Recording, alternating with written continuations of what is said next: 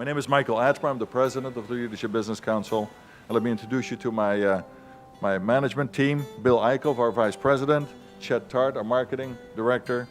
Jack Schulman, our photo and video director. Carmen Bernard, our events director. And we have Debbie Wienke, our social media director. I don't think she's here yet.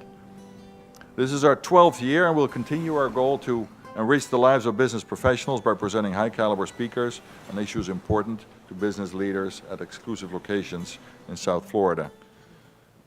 Our speaker today, Tom Garfinkel, is in his second season as president and CEO of the Miami Dolphins and Sun Life Stadium.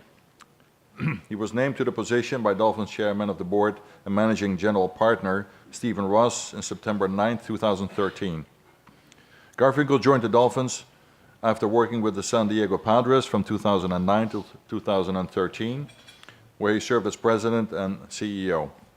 He was also past COO of the Arizona Diamondbacks, executive VP of Chip Ganassi Racing Teams.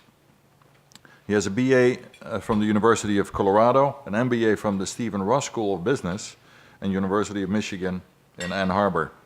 He's married and has 3 sons. Please welcome Tom Garfinkel.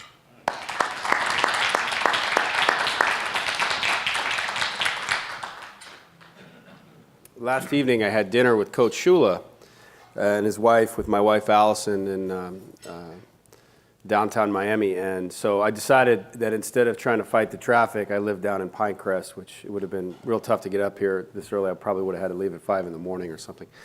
I would drive up last night and stay here at the hotel. Now, there is a team out there, I can't remember which team it is, but there's a story about a university that in their visitor locker room, they paint all the walls bright pink to try to mute the aggressiveness of the opposing team before they take the field. In fact, I've heard stories that there are prisons that actually paint the walls pink in the prisons because the psychology of the color calms people down or makes them less aggressive.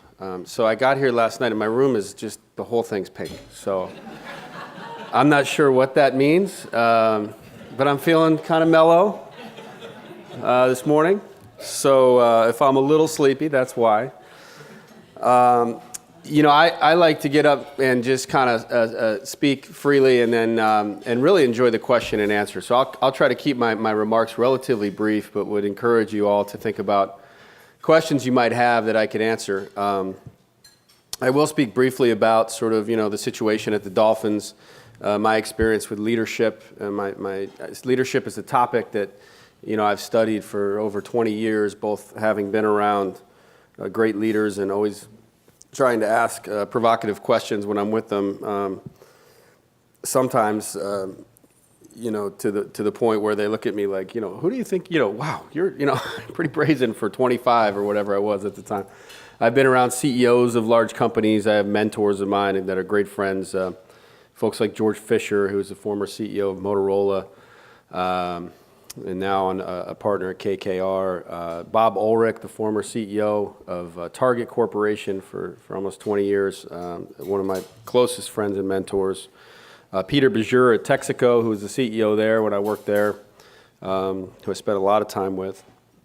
And many, many others, including now people like Coach Shula, people like Mario Andretti, people like Dan Marino now, who I have the good fortune of spending a lot of time with.